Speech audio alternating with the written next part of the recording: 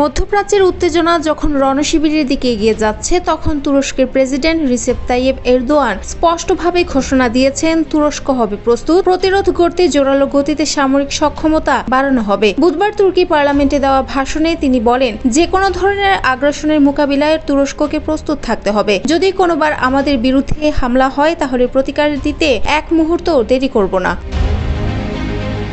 Erdogan এই ঘোষণার সাথে ইসরায়েলের কার্যকলাপের ওপর তীব্র সমালোচনা করেছেন। তিনি বলেন, তেল আবিবের আগ্রাসনের বিরুদ্ধে প্রতিরোধ গড়ে তোলা ইরানের অধিকার। এই মন্তব্যে স্পষ্টভাবে ইরানের পাশে অবস্থান জানিয়েছেন তিনি। পাশাপাশি শত্রুপক্ষের আগ্রাসনকে মোকাবিলা করার জন্য তিনি দেশের প্রতিরক্ষা শিল্পকে আরও শক্তিশালী করতে বিনিয়োগ, প্রযুক্তি উন্নয়ন ও সামরিক প্রশিক্ষণের উপর গুরুত্ব দিয়েছেন। সংবাদ মাধ্যম রয়টার্স এক প্রতিবেদনে এই তথ্যটি নিশ্চিত করেছেন।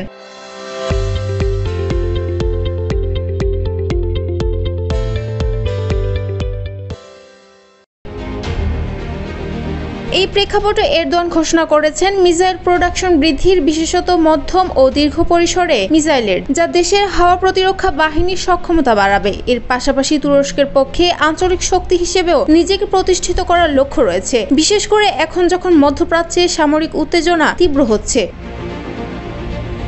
বৈশ্লেষিক মতে এরদোয়ানের এই বক্তব্য শুধুমাত্র অভ্যন্তরীণ নিরাপত্তার জন্য নয়, বরং এটি স্পষ্ট কূটনৈতিক বার্তা ইসরায়েল, যুক্তরাষ্ট্র ও প্রতিবেশী দেশগুলোর উদ্দেশ্যে। তুরস্ক বিশ্বাস করে শান্তির পক্ষে আমরা, তবে সার্বভৌমত্ব হুমকির মুখে হলে প্রতিরোধ বাধ্যতামূলক। এদিকে তুরস্কের বহুমাত্রিক অবস্থানও খোলাসা পাচ্ছে। তারা কূটনৈতিক মেশকারে সামিল হয়েছে। ইসলামিক কোঅপারেশন অর্গানাইজেশন OIC এর প্রেসিডেন্ট হিসেবে এরদোয়ান ইতোমধ্যে ইরানের স্বরাষ্ট্র রক্ষা ও ইসরায়েলের পদক্ষেপের তীব্র নিন্দা জানিয়েছেন। অন্যদিকে এরদোয়ান যুক্তরাষ্ট্রের ভূমিকাও প্রশ্ন তুলে বলেন, ইউরোপীয় এবং মার্কিন নীতিও মধ্যপ্রাচ্যের শান্তিতে অবদান রাখতে পারে না। বিশেষ করে ইরানের আত্মরক্ষার কাজে তারা কৌশলে ব্যস্ত হয়ে উঠেছে। তুরস্ক শান্তিবাদী ভূমিকা নিতে আগ্রহী, কিন্তু তার সার্বভৌম স্বার্থকে ক্ষতির সম্মুখীন হতে দেওয়ার পক্ষে নয়।